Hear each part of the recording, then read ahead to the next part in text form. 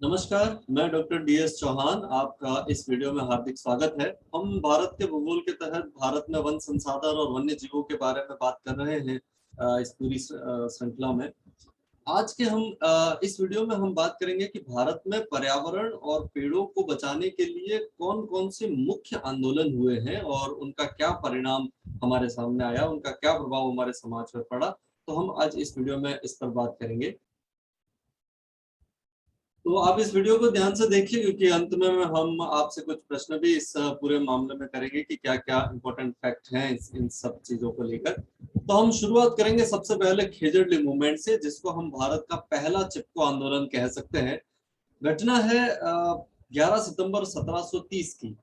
राजस्थान में जोधपुर जो हिस्सा है, जो उस समय मारवाड़ में आता था, और मारवाड़ के महाराजा अभय सिंह जी ने अपने एक मंत्री थे जिनका नाम गिरिधर भंडारी था, उनको जोधपुर जिले के बिल्कुल पास में स्थित खेजड़ली गांव में खेजड़ी के पेड़ों को काटने के लिए भेजा था, क्योंकि उनको एक बिल्डिंग बनाने के समय और उसके लिए पेड़ों की उनको जरूरत थी।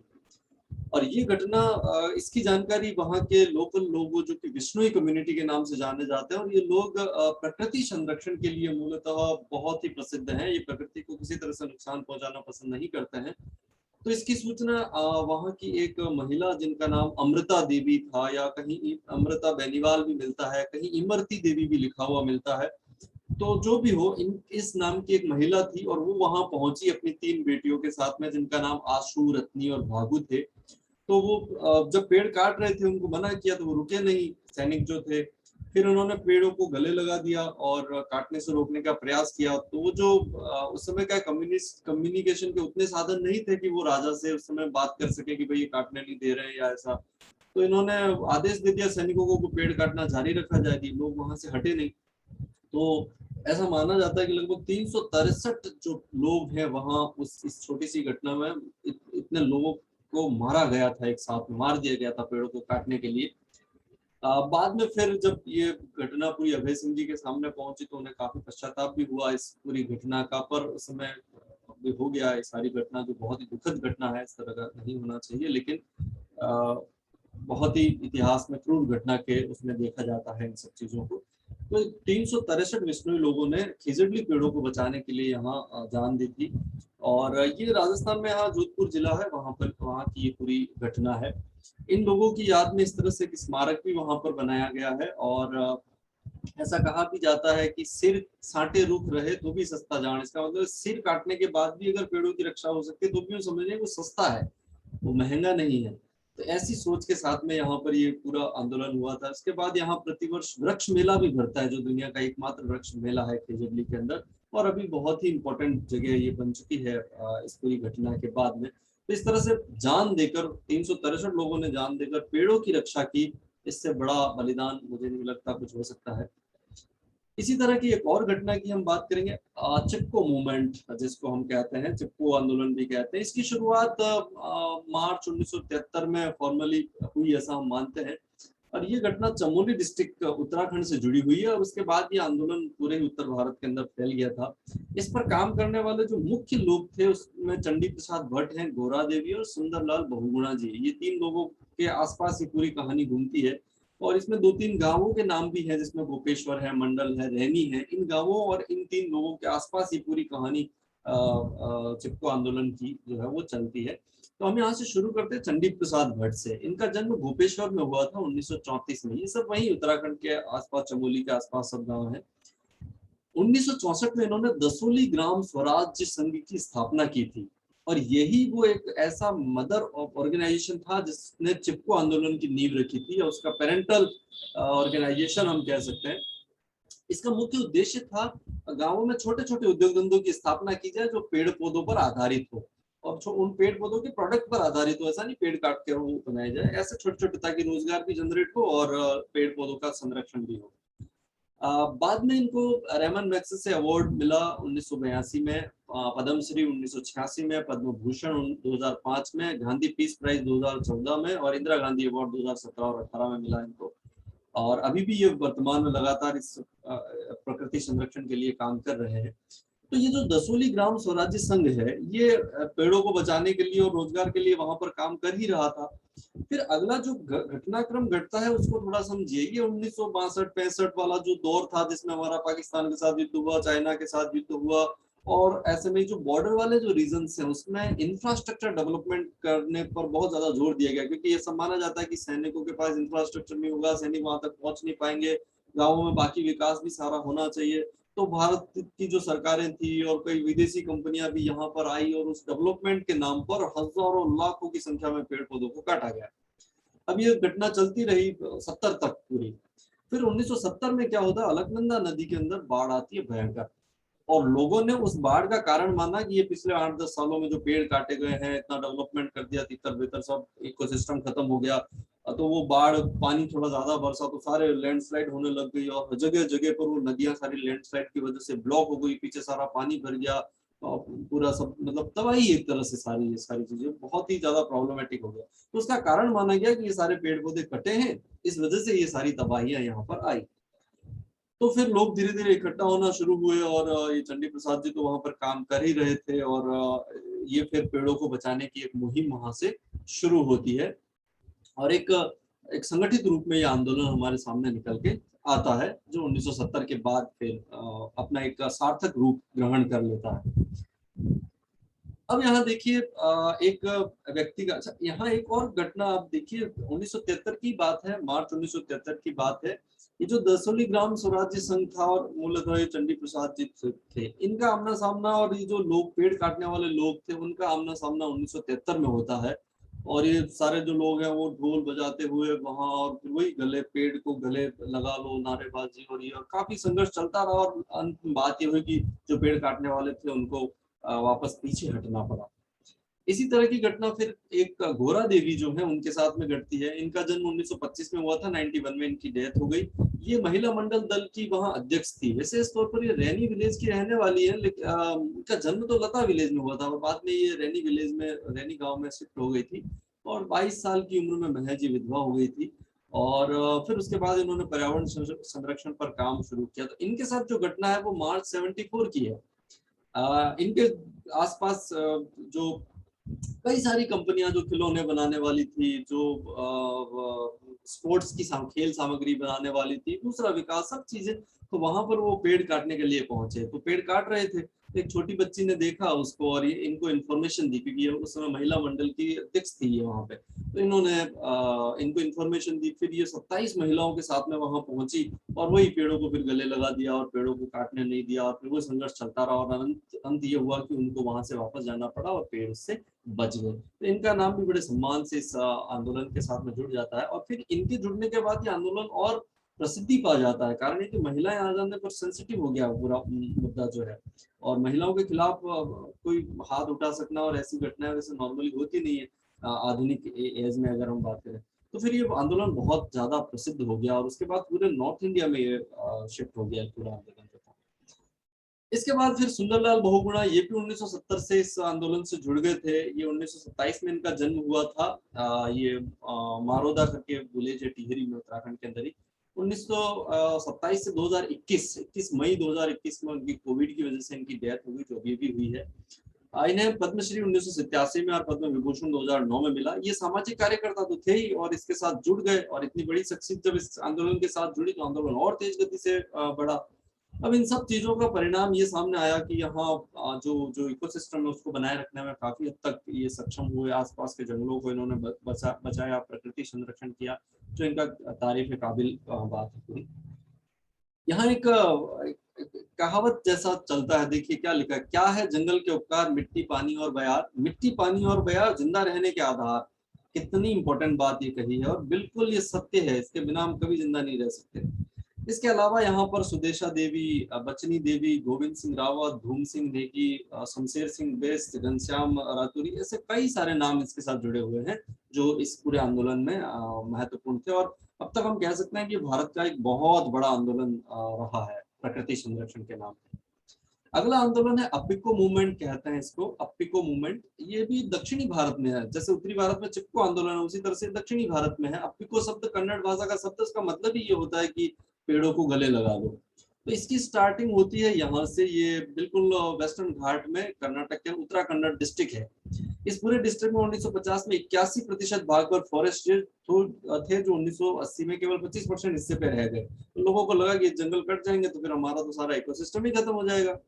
और उसको बचाने के लिए 8 सितंबर 1983 को 70 लोगों का एक ग्रुप, जिसमें आदमी थे, पुरुष थे, बच्चे थे, सब कुछ, महिलाएं थी, सब थे, ये वहाँ सलकानी विलेज पहुंचते हैं। वही पेड़ों को फिर गले लगा लेते हैं। अब पिको का मतलब ही यही होता है, जो कि काल से फॉरेस्ट के अंदर है। तो उसको है एक सिरसी जगह का नाम भी इसके साथ में जुड़ता है इसी तरह से। तो ये इन्होंने वहां फिर कई पेड़ों को कटने से बचाया, और उसके बाद ये एक बहुत बड़ा आंदोलन बन गया, जो दक्षिणी भारत में प्रकृति के प्रति अवेयरनेस जगाने में लोगों का बहुत बड़ा रोल इस आंदोलन ने अदा किया। इसके जो सूत्रधार है उनका नाम पांडुरंग हेगड़े जी है, और ये अभी भी बहुत एक्टिवली काम कर रहे हैं। एक सेंटेंस इसके साथ जुड़ता है, इकोलॉजी इज परमानेंट इकोनॉमी। बिल्कुल सही है, अगर हमारी इकोलॉजी रहेगी तो हमारी हमारी इकोनॉमी भी वैसे ही चलती रहेगी। और ये चिपको आंदोलन से भी ये सेंटेंस काफी ताल्लुक रखता है।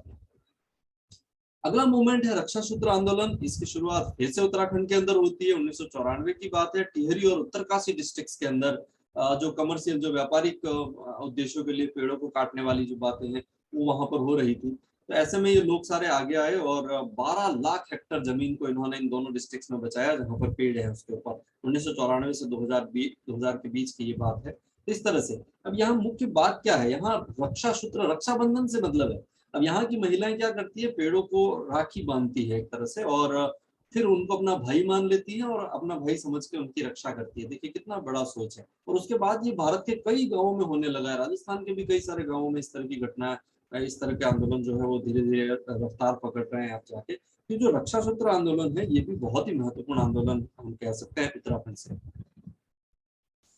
यहाँ देखिए रक्षा सूत्र आंदोलन जब चला तो इसके क्या लिखा हुआ, ऊंचाई पर पेड़ रहेंगे, नदी ग्लेशियर टिके रहेंगे, पेड़ कटेंगे, पहाड़ टूटेंगे, बिना मौत लोग मरेंगे, जंगल बचेगा, देश बचेगा, गांव गांव खुशहाल रहेगा।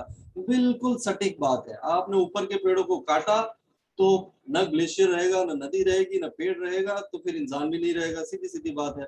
और मैं इन दोनों राज्यों में, उत्तराखंड में, हिमाचल प्रदेश में काफी जगहों पर गया हूं, और मैं आपको इस वीडियो में दावे के साथ कह रहा हूं, निकट भविष्य में इन दोनों राज्यों के अंदर भारी तबाहियां इंतजार कर रही है। लाखों लोग बेमौत मारे जाएंगे। इसका सिर्फ एक ही कारण है, ये तितर बितर और बे रोक टोक अनाप शनाप हो रहा विकास, और ये जो पेड़ कट रहे हैं। और अभी आप लोग देख रहे होंगे छोटी छोटी बारिश में कैसे सड़कें बह रही है और क्या हो रहा है, कितने लोग बेमौत मारे जा रहे हैं। बहुत बड़ी बड़ी घटनाएं इन राज्यों में भी इंतजार करने वाली है। मैंने इसको बहुत करीब से देखा है, यहाँ मुझे कई बार जाने का मौका मिला, इसलिए मैं आपको कह रहा हूँ बहुत तबाहियां इंतजार कर रही है इन दोनों राज्यों में। और बिल्कुल सही है ये जो ये लिखा है। नेक्स्ट हम बात करेंगे एक और शख्सियत की जिनका नाम जादव पायेंग है। इनका जन्म असम के जोरहट में 1963 के अंदर हुआ था। इनको फॉरेस्ट मैन ऑफ इंडिया कहा जाता है। इनका निक नाम मुलई है। इन्होंने 1979 में देखा कि इस मजुली द्वीप पर बाढ़ आई है, टेम्परेचर बहुत बढ़ गया है, कई सारे सांप मर गए हैं, यहाँ कुछ है ही नहीं, केवल रेत ही रेत बची हुई है, सारी सब तरफ रेत था, पूरा धरातल रेतीला हो गया था। और मजुली आइलैंड तो आप जानते ही हैं, हमने पिछले वीडियो में भी इस पर काफी बात की है। ये ब्रह्मपुत्र नदी के अंदर स्थित विश्व का सबसे बड़ा द्वीप है, जो किसी नदी में स्थित है, नदी के बीच में स्थित है। तो इसकी इकोसिस्टम एक तरह से तबाह हो गया था। तो फिर इन्होंने 1970 में सिर्फ अकेले अपने दम पर, किसी का कोई सहयोग नहीं है इसमें, सिर्फ अकेले दम पर यहाँ पेड़ लगाना शुरू किया। और आज 500 एकड़ से ज्यादा जमीन पर यहाँ पर फॉरेस्ट है। 500 एकड़ से ज्यादा अकेले इंसान ने ये काम किया पिछले 1979 से शुरू करके। और इस पूरे जंगल को जो इन्होंने डेवलप किया उसको मुलई फॉरेस्ट कहते हैं। और इन्हें 2015 में पद्मश्री अवार्ड मिला, तब जाके दुनिया के सामने ये सारी घटना आई कि इन्होंने वहां पर क्या किया है। और इस तरह का फॉरेस्ट इन्होंने वहां डेवलप कर दिया है।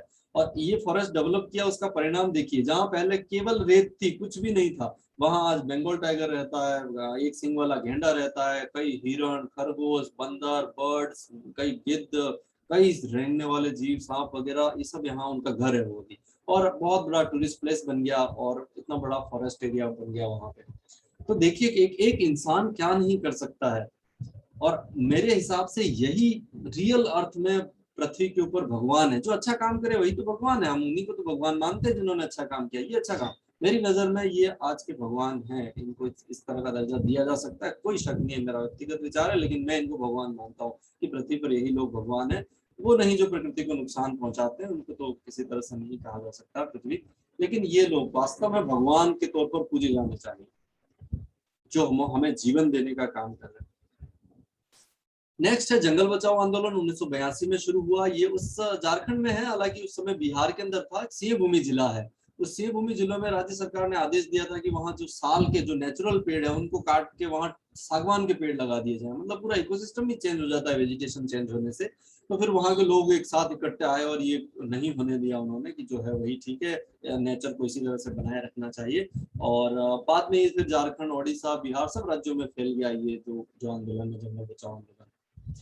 दूसरा है सेव साइलेंट वैली मूवमेंट। ये 1978 में शुरू हुआ। ये साइलेंट वैली की बात मैं पिछले वीडियो में कर चुका हूँ। ये हॉटस्पॉट रीजन है बायोडायवर्सिटी के हिसाब से। और यहाँ पर कुछ बांध बना के बिजली बनाने की घटनाएं और इस तरह की जो कहानियां काफी चली थी बीच में कि बांध बना दिया जाए और बिजली उत्पादन की जाए और वहां सब इकोसिस्टम तहस नहस हो जाता है। तो बड़ा सेंसिटिव जोन है, हॉटस्पॉट है एक तरह से। और ये सब घटनाएं वहां पर अगर होती तो बहुत ही मुश्किल हो जाता। फिर लोगों का विरोध देखते हुए लोग सामने आए, विरोध किया और उस विरोध को देखते हुए फिर 80 में एक मेनन कमेटी यहाँ पर बैठाई गई और उसका परिणाम फिर ये 1985 में इसको साइलेंट वैली को नेशनल पार्क घोषित कर दिया गया। और अब ये पूरा जंगल एक तरह से सुरक्षित जंगल यहाँ पर है, जो कि केरल के पालक्काड डिस्ट्रिक्ट के अंदर स्थित है, साइलेंट वैली वेस्टर्न घाट के अंदर। मैं पिछले वीडियो में काफी इस पर बात कर चुका हूँ। नेक्स्ट आप देखिए टेहरी डैम कॉन्फ्लिक्ट। ये 1980 से 90 तक ये टेहरी डैम को लेकर फिर से उत्तराखंड में अगर हम देखें तो चलता रहा। भागीरथी नदी पे जो टेहरी डैम बनाया 2006 के अंदर बन के इसको देश को समर्पित कर दिया गया है। इससे जुड़े रहे सुंदरलाल बहुगुणा जी वापस। और इसमें मुख्य मुद्दे थे रिहेबिलिटेशन, जो पुनर्वास किया जाना था वो मुख्य मुद्दा था। फिर वहाँ डैम बनने से पीछे जंगल डूब रहे थे, वो एक बहुत बड़ा मुद्दा था। फिर ये पूरा भूकंपी दृष्टि से सिस्मिक जोन है, यहाँ बहुत बड़े बड़े भूकंप आ सकते हैं। और अभी भी ये भूकंप, ऐसे सरकार दावा करती है कि इस बांध को भूकंप रोधी बनाया गया है, लेकिन फिर भी 8 से ज्यादा की स्पीड का अगर भूकंप आता है रिक्टर पैमाने पर तो फिर बहुत तबाही हो सकती है। अगर ये डैम फट गया तो बहुत बड़ी तबाही हो सकती है। और फिर इन्वायरमेंटल एस्पेक्ट भी इसके साथ में जुड़ गए। तो काफी लंबा ये चला, लेकिन डैम फाइनली बना। नेक्स्ट है यहाँ गुजरात में नर्मदा बचाओ आंदोलन। एनडीए चला 1985 से शुरुआत हुई। हालांकि ये सबसे लंबा चलने वाला आंदोलन है। इसकी इसकी कल्पना तो 1946 में ही कर दी गई थी इस पूरे घटनाक्रम की। और फिर उसके बाद में ये मूलतः 1985 में 87 में ये शुरू हुआ। फिर वापस वो विरोध हुआ और बंद कर दिया गया उसको। और फिर 2005 में सुप्रीम कोर्ट ने आदेश दिए कि नहीं बनना चाहिए। फिर 2017 में इसको पूरा किया जा सका। तो काफी लंबा चला है ये। मूल बात इसकी फिर पुनर्वास को लेकर शुरू हुई थी, जब मेधा पाटकर और बाबा आमटे इसके साथ में जुड़े थे। तो पुनर्वास से फिर ये इन्वायरमेंट पर आ गया वापस और धीरे धीरे वो पेड़ बचे उस पर आ गया। इन लोगों ने ये भी कहा कि डैम की हाइट कम रखी जाए ताकि पीछे कम जंगल डूबेंगे। लेकिन फिर बाद में सब सुप्रीम कोर्ट के आदेशों के हिसाब से 163 मीटर ऊंचा इस डैम को वर्तमान में बनाया गया और 2017 में इसे भी नरेंद्र मोदी जी ने देश को समर्पित कर दिया गया। तो ये भी एक बहुत बड़ा मूवमेंट रहा और मूलतः मेधा पाटकर और बाबा आमटे जो है वो इसके साथ जुड़े हैं। नेक्स्ट है जोहड़। मिस्टर राजेंद्र सिंह जी, ये राजस्थान में अलवर के रहने वाले हैं। इनको 2001 में रेमन मैग्सेसे अवार्ड मिला। इन्होंने एक 1975 में एक एनजीओ शुरू किया था, तरुण भारत संघ। इस एनजीओ के माध्यम से इन्होंने उत्तरी राजस्थान के 1000 गांवों में 8600 जोहड़ का विकास किया है। जोहड़ क्या होता है? इस तरह के गड्ढे, नेचुरल गड्ढे हो सकते हैं या कुछ हिस्सा बांध के एक तरफ, बांध के दूसरी तरफ गड्ढा बना दिया जाए बंजर भूमि में इस तरह से, ताकि बारिश के पानी को रोका जाए और बारिश के पानी को रोक के जमीन में उतारा जाए ताकि वाटर टेबल ऊपर आ जाए। और वाटर टेबल ऊपर आएगी तो फिर पूरे इकोसिस्टम से उसको बहुत ज्यादा फायदा होगा। तो ये काम इन्होंने किया। 1000 गांवों में 8600 जोहड़ विकसित किए और उसका परिणाम ये रहा कि रूपारेल, अरवारी, सरसा, भगानी, झांझ वाली सारी नदियां जो कभी सूख गई थी, नक्शे से गायब भी हो गई थी, लेकिन अब इनमें पानी रहता है हमेशा के लिए और वाटर टेबल काफी ऊपर आ गया है और यहाँ पूरे इकोसिस्टम को फिर से एक नई जान मिल गई है। तो इसलिए इनको जल पुरुष, वाटरमैन ऑफ इंडिया कहा जाता है, जल पुरुष कहा जाता है, जल गांधी भी कहते हैं, पानी वाले बाबा भी कहा जाता है। इस नाम से बहुत प्रसिद्ध और अभी भी ये काम कर रहे हैं राजेंद्र सिंह जी जो है, लगातार वाटर कंजर्वेशन और इन्वायरमेंट को बचाने के लिए। तो ये जो है इनका प्रयास भी बड़ा महत्वपूर्ण प्रयास माना जाता है। इतना समझने के बाद हम कुछ आपसे सवाल कर लेते हैं। तो खेजड़ली ग्राम कहाँ स्थित है? चिपको आंदोलन कब शुरू हुआ? दसोली ग्राम स्वराज संघ की स्थापना कब की गई? अपिको आंदोलन के प्रणेता कौन है? रक्षासूत्र आंदोलन का संबंध किस राज्य से है? मुलाई जंगल कहाँ स्थित है? जंगल बचाओ आंदोलन कब शुरू हुआ? और वाटरमैन ऑफ इंडिया किसे कहा जाता है? इन सवालों के आप जवाब दीजिए। यहाँ मैं अंत में एक और बात आपसे कहूंगा कि ये जितने भी आंदोलन है वो हमारे लिए बड़े महत्वपूर्ण है, हमें इनसे प्रेरणा लेनी चाहिए। साथ ही भारत के अंदर ऐसे आंदोलन कई सारे और हैं। आपने पुराने समय से ही देखा होगा, भारत में जहां जहां भी मंदिर हैं वहां उसके आसपास इन पेड़ों को बचाना, वन्य जीवों को बचाने का जो संघर्ष है वो हर मंदिर के साथ जुड़ा हुआ। आप कहीं न कहीं देख लीजिए, हर मंदिर के साथ ये कहानी आपको, वहां आसपास कोई पेड़ नहीं काटता, वहां जंगल नहीं काटते, और हमको बचाने भी चाहिए। सबसे इम्पोर्टेंट बात मैं इस पूरे की आपको कह रहा हूँ, पेड़ एक ऐसी चीज है जो सिर्फ हमको देता है और जीवन देता है, हमसे कुछ नहीं मांगता। वो बड़ा होता है, हमें ऑक्सीजन देता है जिसके बिना शायद हम 3 मिनट भी जिंदा नहीं रह सकते, वो हमें देता है। वो हमें अपनी पत्तियां देता है, हमें अपनी टहनियां देता है, हमारी जमीन को उपजाऊ बनाता है, हमारे इकोसिस्टम को बनाए रखता है, सभी जीवों को खाना देता है, सिर्फ देता। अगर सूख भी गया, अगर वो गिर भी गया तो उसकी लकड़ी भी आपके काम आएगी। वो इतना ये है, वो अपने जो फल है वो भी आपको देता, मतलब सब कुछ वो हमें देता है। और ऐसे में हम अगर उसको काटते हैं तो हमें सोचना चाहिए, एक बार नहीं, बार बार, 100 बार, 1000 बार सोचना चाहिए कि क्या पेड़ों को काटा जाना चाहिए। बिल्कुल भी नहीं। मेरा आप सबसे यही निवेदन है कि आप पेड़ों को बचाएं, अपने आसपास पानी को बचाएं। इस वीडियो को आपने देखा उसके लिए आपका बहुत बहुत शुक्रिया। हम अगले किसी वीडियो में फिर मिलेंगे, तब तक आप अपने आसपास पेड़ों और पानी की रक्षा कीजिए। Thank you so much.